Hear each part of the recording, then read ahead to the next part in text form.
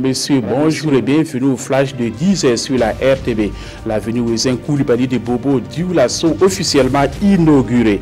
C'est le Premier ministre Paul Kaba-Tiba qui a procédé ce lundi 31 juin à l'inauguration de cette voie urbaine dont le but du marche a connu de nombreuses difficultés. Lancé en février 2014, les travaux ont connu plusieurs arrêts dus à un certain nombre de problèmes. Pour le chef du gouvernement, la fin des travaux de cette route ouvre des perspectives de développement à la capitale économique burkinabé. Présent à Gawa dans le cadre de la visite des infrastructures des travaux du 11 décembre, le Premier ministre a rencontré les forces vives de la région du Sud-Ouest. Les échanges ont permis au chef du gouvernement de recueillir les préoccupations des populations du Sud-Ouest et d'y apporter des éléments de réponse. Paul Kaba-Tiba a enfin exhorté ces populations à faire confiance à la politique de son gouvernement. Et pendant ce temps, le président de l'Assemblée nationale était à Kabodak, dans la région des Cascades.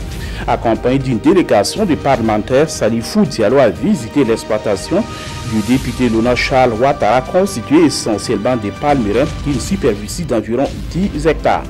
Le président de l'Assemblée nationale a également échangé avec la population locale qui a mis à profit cette visite pour soumettre les difficultés auxquelles elle fait face, notamment le manque d'infrastructures. L'OST, l'Office de santé des travailleurs, a 30 ans. Ces 3 décennies d'existence ont été commémorées à Ouagadougou sous le thème 30 ans d'existence de l'OST au service de la santé des travailleurs. Quelle contribution à la promotion du travail décent dans les entreprises du Burkina. Plusieurs activités ont marqué la clôture de l'événement. À l'occasion, les travailleurs ont échangé sur la vie de l'OST, puis ont défini des perspectives pour rendre l'office plus opérationnel.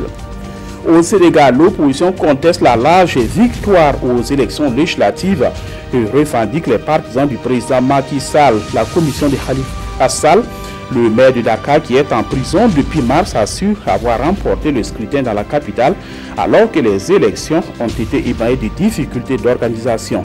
De nombreux Sénégalais n'ont pas pu voter faute d'avoir reçu leurs cartes d'électeurs. L'ancien président Abdoulaye Wade, qui a fait son retour historique de son côté, réclame la victoire. Macky Sall, lui, balaie les critiques alors qu'il entend se renforcer les chances pour l'élection présidentielle de 2019. Los Angeles est parvenu à un accord avec le CIO qui permet à la ville d'organiser les Jeux olympiques de 2018 et par conséquent de laisser à Paris l'organisation des Jeux de 2024.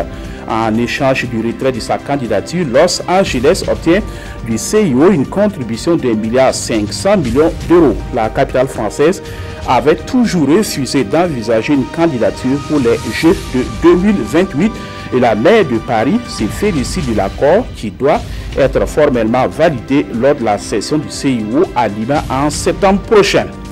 C'est l'essentiel de l'actualité sur la RTB. Merci de l'avoir suivi. Passer une excellente journée en compagnie des programmes de la RTB.